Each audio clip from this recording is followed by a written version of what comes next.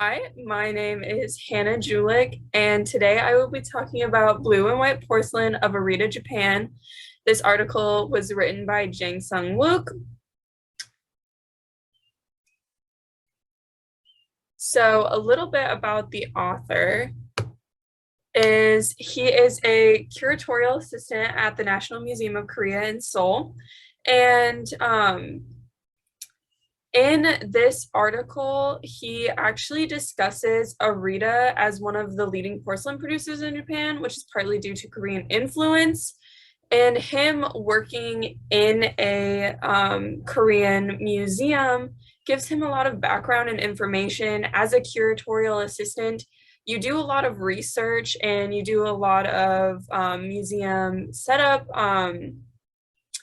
So he does have a lot of background, and in museums, it's not all just one subject. So he could have a lot of background in Japanese and Korean ceramics or just history in general. So as we can see, Arita is in Japan.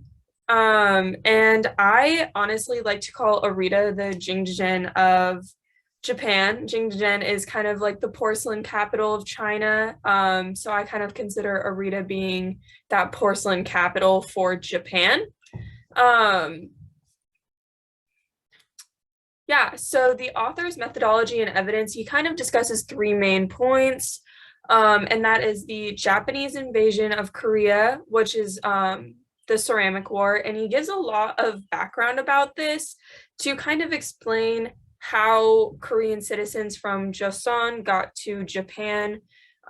He also describes in depth kind of about how they weren't all just Korean ceramicists that Japan ended up taking with them. It was just kind of Japan was at a labor shortage, and so they just kind of took people that had all different types of backgrounds and labors. So he also describes the influence of Joseon on Arita decorative techniques. So Arita kind of Japan ceramics are known for a lot of their colors, and they're known for kind of having like this mix between like a Korean and Chinese style. And then there's also the exchanging of ceramics between Joseon and Japan, and this was honestly just to begin trading and reestablish and spread advanced culture. So there was a lot of terminology in this article that didn't make a lot of sense, but I will explain it. So Amari ware is another term for Arita porcelain, and this term was actually Amari ware was basically discovered by Yi Sempyeong. And he is the person who discovered the kaolin deposits in Arita, Japan, and is one of like the main establishers of the porcelain industry in Arita. He also discovered the Tekutani kiln.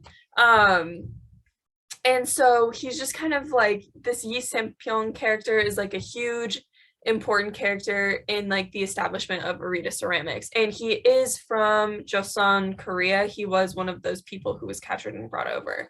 So those of you that don't know, Joseon is the Korean dynasty. So whenever I refer to Joseon, it means Korea. So kaolin is kind of this fine white soft clay that they use for porcelain. And then something that Japan is like really known for is wukai ware, which is a ware with 5 colors. As we all know, there's just like the regular blue and white porcelain from China and Korea and like all those other places. Japan kind of did like this spin and was kind of known for their 5 colors. There's also some techniques that were Joseon based was hukazumi, and that's an ink blowing technique where they would just kind of like take ink and like blow it around to create like a really cool effect. And there's also kozome technique where cobalt was painted over a pre-drawn design. This design was usually drawn in ink, and when it got fired, it created a more like layered depth effect within the color. So you were able to get like a more detailed design. So the details of the author's argument and evidence, the author talks a lot about the ceramic war. And he kind of gives like this whole background about Japan invading Joseon in 1992. And then during this, they abducted many of like the known citizens, creating this ceramic war, and it went on for like several years. Another thing was like these Joseon potters were like extremely skilled, and during this time, Japan was not skilled at all, or was like very like underwhelmingly skilled in their craft. And so Joseon potters were just able to like give Japan what they needed to establish like their dominant like ceramic world. And a lot of the techniques they shared are the ones that I described on like that last slide. So Joseon potters made many of like the Arita ware look very similar to like Korean style, but like Japanese style in general is just like a mix between like Japan or from Korean style and Chinese style. And then so another like big like thing that they talked about was Arita ceramics were like favorite among like the elite Joseon members. And this actually is like what established like the whole trade. And like part of like this trade being opened up was people were able to like establish kind of like,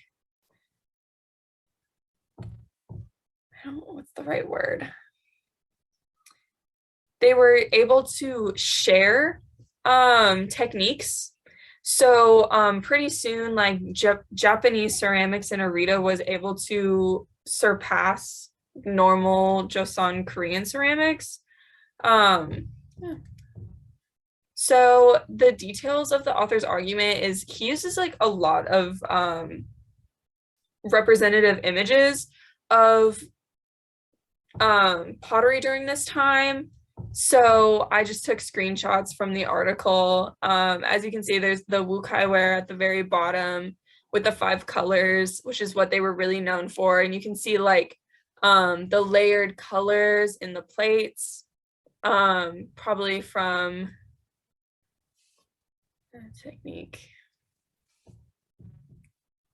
So my thoughts and critique for this author is that the author does a great job of like convincing the argument. You know, he uses pictures as a form of evidence. He is very valid to speak on this subject, and the author uses valid dates to support his thesis. He goes in depth a lot about the actual history of Arita. And to finish it off, I think it was really interesting. He ended up concluding his article with a statement talking about Arita having this annual ceramic fair, to show that it's still kind of relevant to this day. Yeah.